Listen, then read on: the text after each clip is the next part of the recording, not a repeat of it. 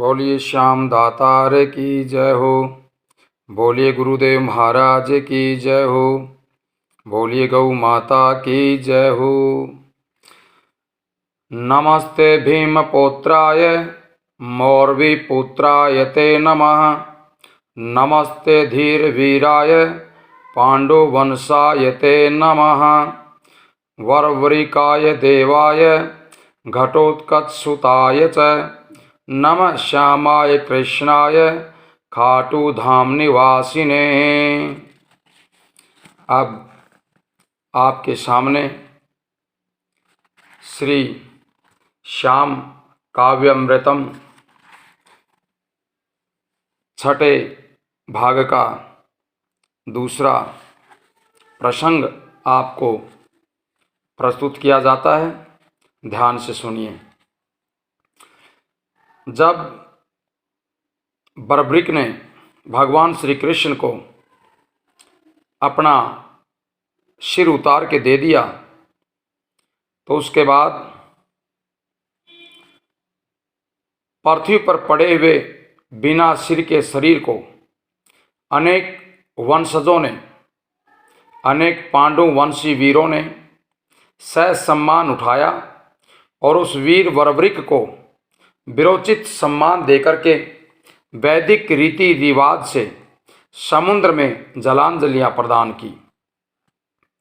अर्थी पर स्थित वीर बर्बरिक के शरीर की पुष्प आदि से पूजा करके परिक्रमा के पश्चात पिंडदान आदि से संतुष्ट करके शमशान भूमि में ले जाकर सभी पांडु राजा के प्रपौत्रों ने चिता में पवित्र शरीर को रखकर पारिवारिक पुरोहित के कहने के अनुसार शास्त्रोक्त विधि से मंत्रोच्चारण के साथ साथ जय घोषों से पृथ्वी को गुंजायमान करते हुए उसके शरीर को दाहार्थ अग्नि को समर्पित कर दिया। दाह क्रिया के पश्चात सभी उपस्थित सुर, यक्ष और देवियों के साथ साथ समस्त आगंतुक राजा, यक्ष, गंधर्व तथा वनवासी इस ईश्वरांश वीर की प्रशंसा करके अपने अपने स्थान पर चले गए। इसके पश्चात कौरव और पांडवों के लिए रोंगटे खड़े करने वाला यह अद्भुत, ऐसा पहले कभी नहीं हुआ हो, महाभारत नामक युद्ध प्रारंभ हुआ। यह युद्ध केवल मात्र 18 दिन की अवधि में ही सब कुछ समाप्त करके संपन्न हो गया। इस भयंकर विकट महायुद्ध में गुरु द्रोणाचार्य ने निरशस्त्र अस्त्र शस्त्रों से रहित होकर के अपने प्राण त्यागे।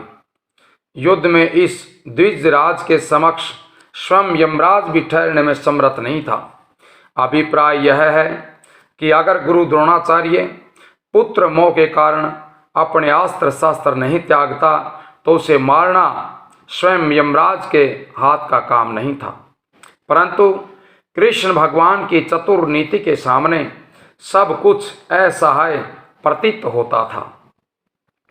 अंगराज एवं राधा के पुत्र दानवीर कर्ण को उनके 5 पांडव भाई जो सहोदर थे किसी सूरत में मारने में समर्थ नहीं थे। भगवान कृष्ण की राजनीति एवं इच्छा शक्ति के कारण वह भगवान परशुराम का शिष्य तथा सूर्य भगवान का पुत्र भी इसी युद्ध में काम आया। शास्त्र एवं शास्त्र विद्या में निपुण भगवान विष्णु के 10वें अवतार रूप में अवतरित प्रसिद्ध द्विजराज जमदग्नि ऋषि के कनिष्ठ पुत्र भगवान परशुराम के अनन्य शिष्य राजा शांतनु एवं गंगा के पुत्र 8वें वसु कौरव एवं पांडवों के पिता में भीष्म भी प्यारे पुत्र अर्जुन के द्वारा प्रदत्त सरसैया पर विश्राम कर इसी रण में अपने आप को समर्पित कर गए।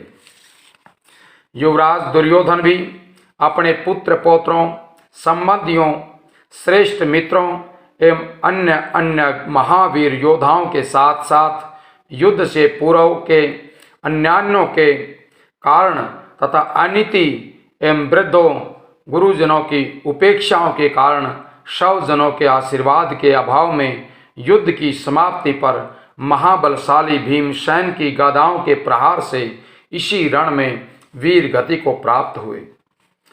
उस क्रूर निर्दयी दुर्योधन के युद्ध स्थल में वीर गति प्राप्त हो जाने पर, युद्ध में मारे जाने पर, युद्ध समाप्ति पर विजयी सभी युधिष्ठिर आदि पांडव कृतज्ञ भाव से भगवान कृष्ण के पास सादर प्रणाम करके हाथ जोड़ करके बोले, हे देवादिदेव, मूर राक्षस को मारने वाले, हम सब पांडवों ने तुम्हारी असीम कृपा से इस महाभारत युद्ध में विजय श्री प्राप्त की है।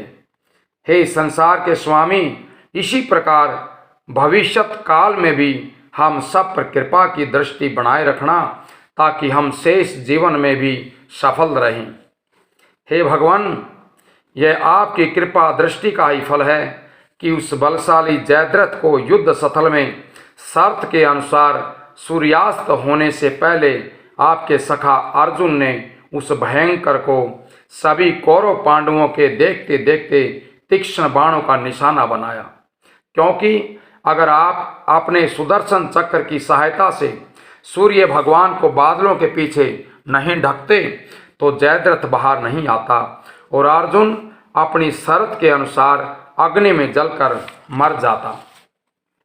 इस भयंकर प्राणी विनाशक विश्व युद्ध महाभारत में केवल मात्र दोनों पक्षों में 10 ही महारथी शेष बचे थे। अन्य सभी योद्धा काल के गाल हो चुके थे।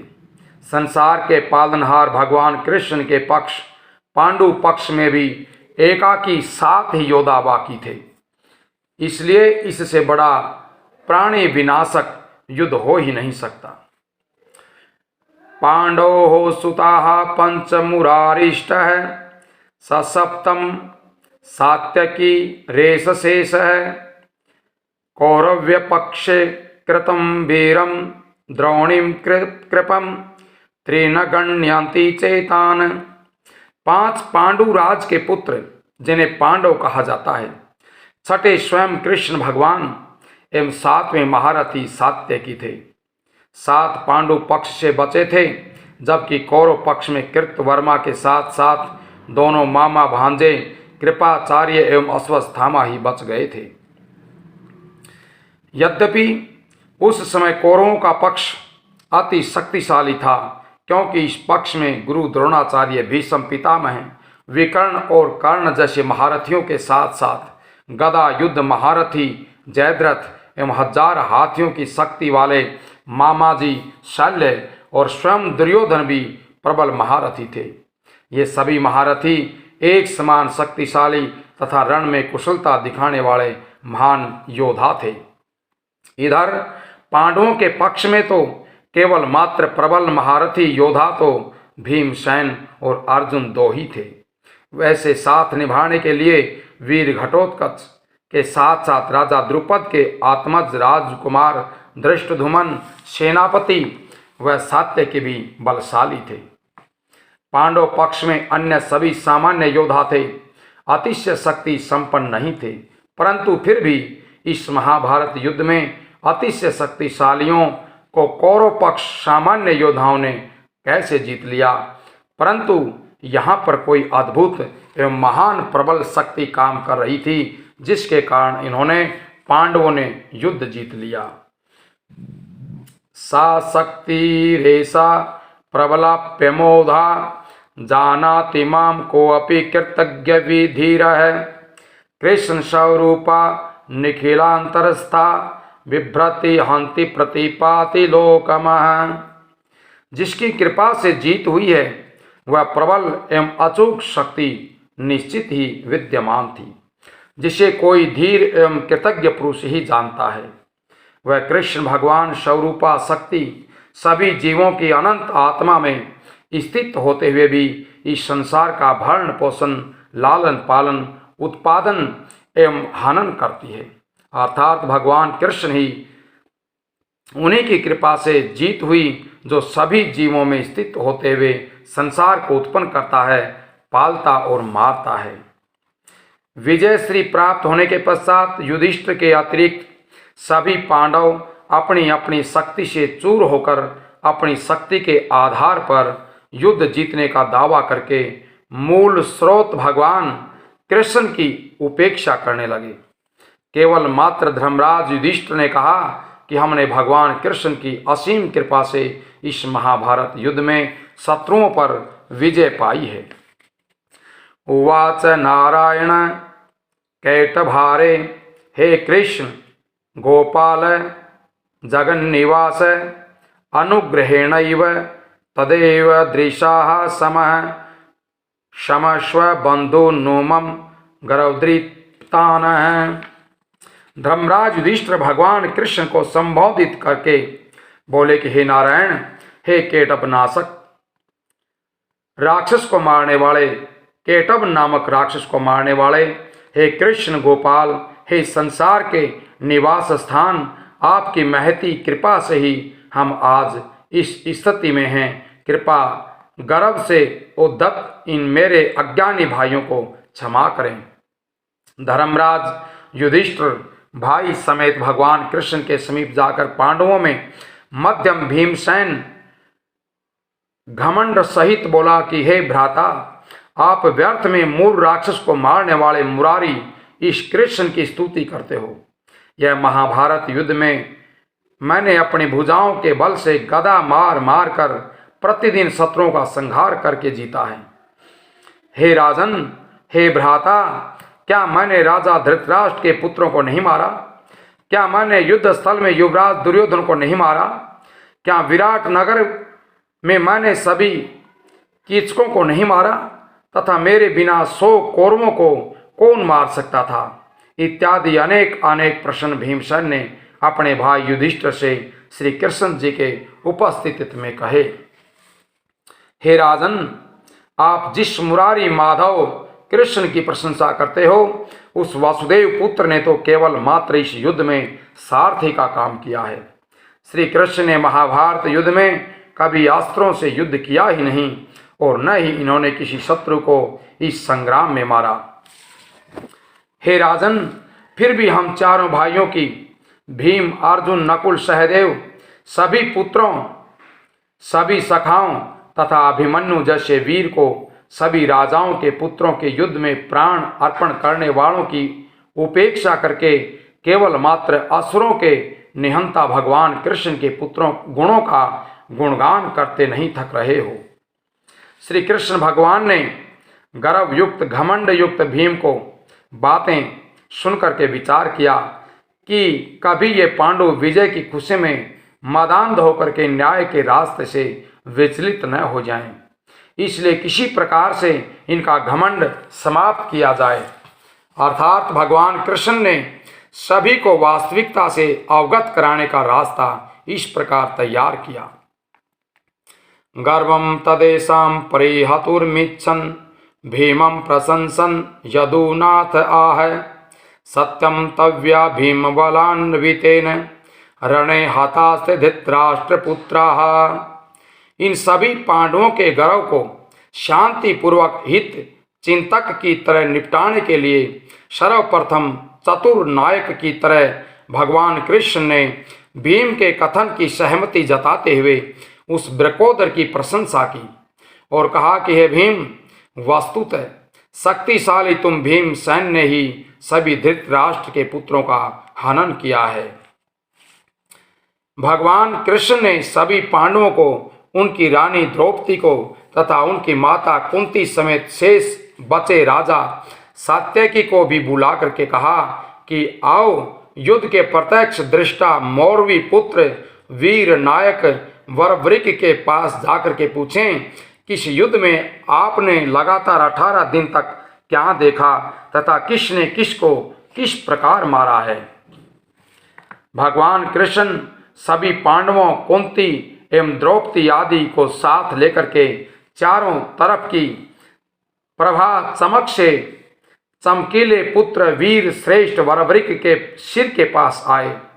इस चमकीले वीर के सिर स्वरूप को देखकर सभी अपने पुत्र एवं पौत्र को हृदय से सात्विक भावना से नमस्कार करने लग गए। जिस बहादुर परोपकारी वीर के मुख को सारे संसार में श्याम नाम से विद्वान लोग पुकारेंगे।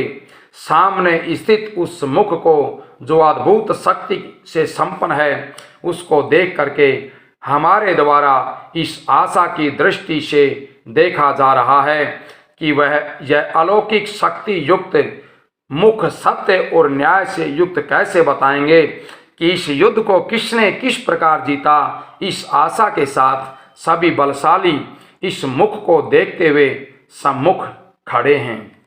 बोले श्री श्याम दातार की जय हो, बोले कृष्ण भगवान की जय हो, बोलिए गौ माता की जय हो। यहाँ श्री श्याम काव्य अमृत कथा का छठा सर्ग संपन्न होता है।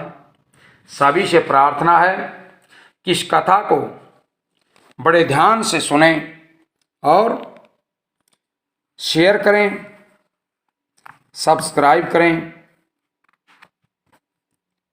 बोलिए श्याम दातार की जय हो। अब आगे की कथा आपको अगले भाग में मिलेगी, आप उसको ध्यान से सुनें।